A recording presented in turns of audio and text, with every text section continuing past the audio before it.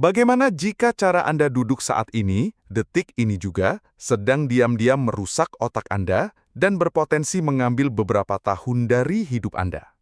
Ini bukan taktik menakut-nakuti. Ini adalah kenyataan pahit yang didukung oleh sains. Selama ini kita semua diberitahu hal yang sama. Duduk yang tegak, jangan membungkuk. Kita terobsesi dengan ide postur sempurna. Tapi bagaimana jika saya beritahu Anda bahwa nasihat itu tidak lengkap, bahkan bisa berbahaya? Kebenaran yang mengejutkan adalah ada krisis kesehatan tersembunyi yang tidak ada hubungannya dengan apakah punggung Anda lurus atau tidak.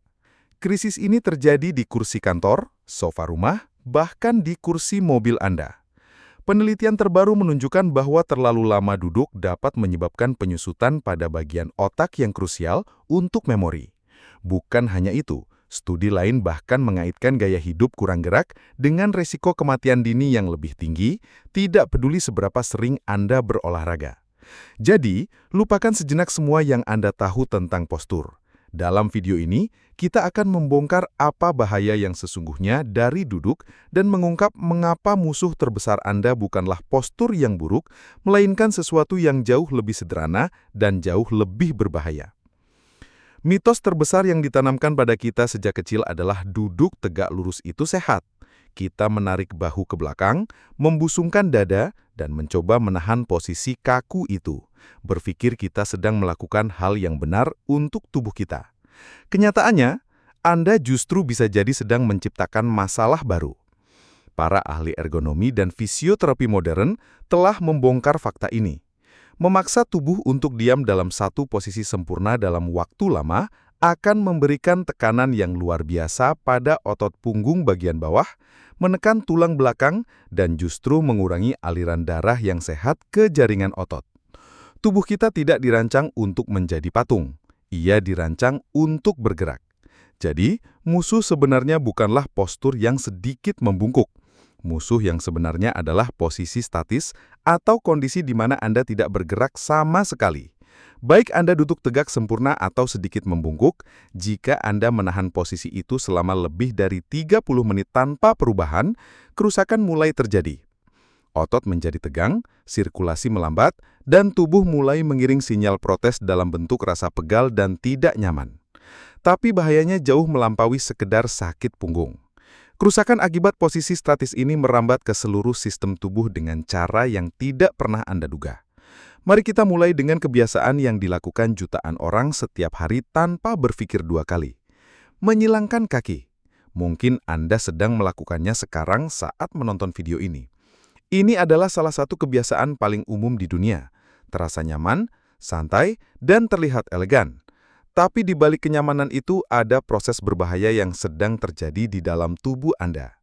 Saat Anda menyilangkan satu kaki di atas yang lain, Anda secara efektif menekan beberapa pembuluh darah penting di area paha dan belakang lutut. Ini langsung menghambat sirkulasi darah dari kaki untuk kembali ke jantung. Akibatnya, jantung Anda harus bekerja lebih keras untuk memompa darah melawan hambatan ini.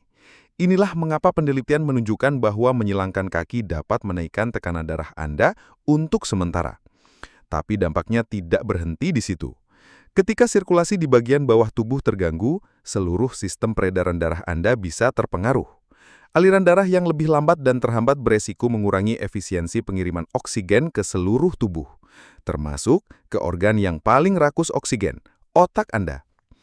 Walaupun tidak akan langsung mematikan sel otak, kebiasaan ini yang dilakukan bertahun-tahun berkontribusi pada sirkulasi yang kurang optimal, yang pada akhirnya dapat mempengaruhi kewaspadaan dan ketajaman berpikir Anda. Ini adalah kerusakan kecil yang menumpuk dari hari ke hari dari sebuah kebiasaan yang dianggap tidak berbahaya.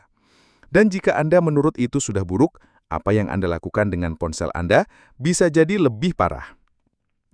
Sekarang, mari kita bahas sebuah fenomena yang mungkin sering Anda alami tapi tidak pernah Anda beri nama, yaitu duduk beku.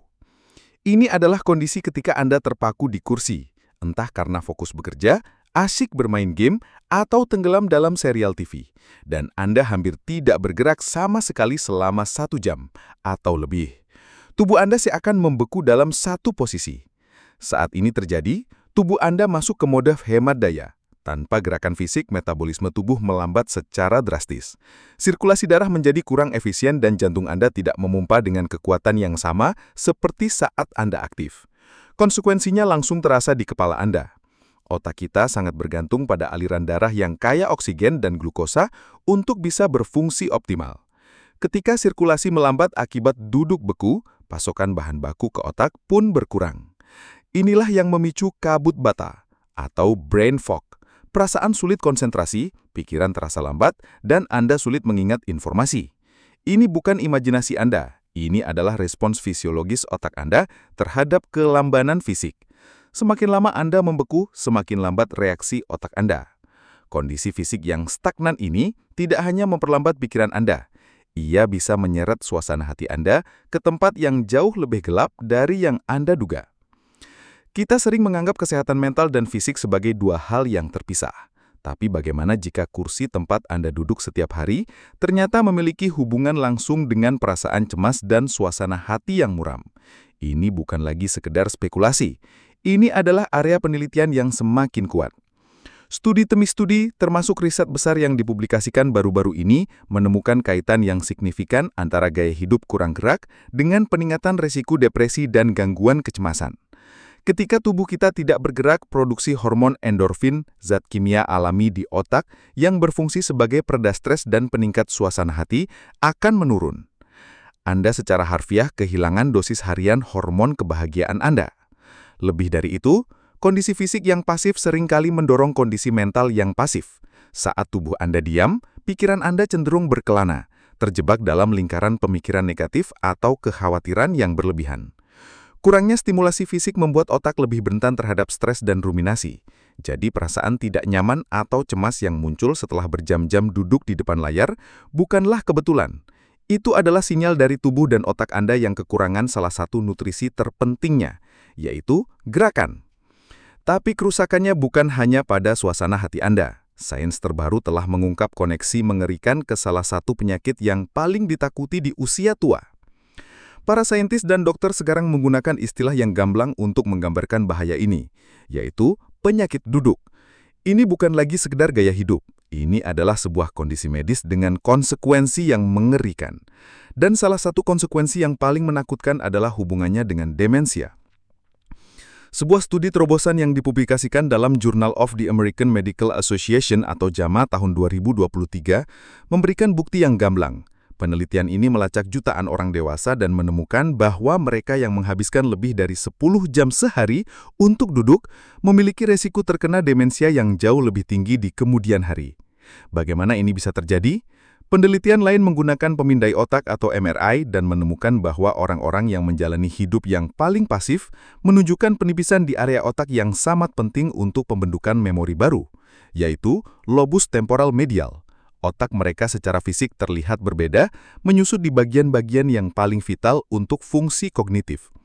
Selain itu, penyakit duduk juga meningkatkan risiko kondisi lain seperti penyakit jantung, tekanan darah tinggi, dan diabetes tipe 2, yang semuanya adalah faktor risiko utama untuk Alzheimer dan demensia vaskular. Anda secara tidak sadar sedang menciptakan badai sempurna di dalam tubuh Anda yang bisa merusak kesehatan otak Anda di masa depan. Anda mungkin berpikir, tapi saya olahraga setiap hari. Saya aman kan? Jawabannya tidak seperti yang Anda anggap. Ini adalah pembelaan diri yang paling umum kita dengar. Saya aman kok, saya pergi ke gym, atau saya rutin lari setiap pagi. Anda percaya bahwa sesi olahraga 30 atau 60 menit itu sudah cukup untuk menebus 8, 9, atau bahkan 10 jam duduk setelahnya. Inilah yang disebut para ahli sebagai paradoks kentang sofa yang aktif, dan ini adalah sebuah penipuan yang berbahaya. Bayangkan seperti ini, Anda tidak bisa menghapus dampak buruk dari merokok sebatang rokok hanya dengan memakan satu buah apel. Logika yang sama berlaku di sini. Riset terbaru yang dipublikasikan pada tahun 2024 dan 2025 dengan tegas menunjukkan bahwa walaupun olahraga itu sangat vital, manfaatnya akan berkurang secara signifikan jika sisa hari Anda dihabiskan tanpa bergerak. Saat Anda duduk dalam waktu lama, proses metabolisme dalam tubuh Anda melambat, sensitivitas insulin menurun, dan enzim pembakar lemak menjadi tidak aktif. Sesi olahraga Anda memang bisa menyalakan kembali mesin tubuh Anda sementara, Tapi begitu Anda kembali duduk selama berjam-jam, mesin itu akan mati lagi. Anda secara efektif membatalkan banyak kerja keras yang sudah Anda lakukan. Jadi walaupun Anda bugar secara kardio, resiko Anda terhadap masalah metabolisme, penyakit jantung, dan bahkan kanker tertentu tetap lebih tinggi daripada orang yang aktif bergerak sepanjang hari. Situasinya mungkin tampak gawat, tapi solusinya lebih sederhana dan lebih mendalam dari yang pernah Anda dengar. Jadi, apa yang bisa kita ambil dari semua ini? Kita telah membongkar mitos postur sempurna, mengungkap bahaya tersembunyi dari menyilangkan kaki, memahami bagaimana duduk beku memicu kabut bata, dan bahkan melihat bagaimana olahraga saja tidak cukup untuk menyelamatkan kita. Pesannya sangat jelas, masalahnya bukanlah bagaimana Anda duduk, tapi berapa lama Anda diam.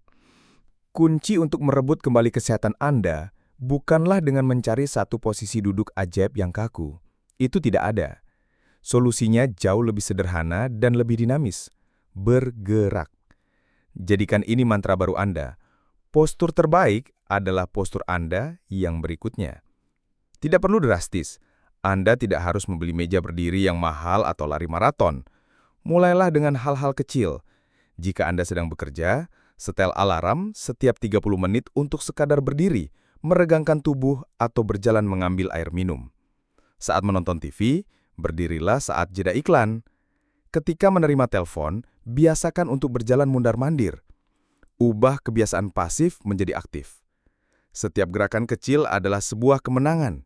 Setiap kali Anda memutus siklus duduk yang panjang, Anda menyalakan kembali metabolisme Anda, melancarkan sirkulasi darah ke otak, dan mengirimkan sinyal kehidupan ke seluruh tubuh Anda. Tindakan sederhana untuk mengubah posisi Anda sekarang juga bisa jadi adalah keputusan kesehatan terpenting yang Anda buat sepanjang hari ini. Jangan hanya duduk di sana, mulailah bergerak.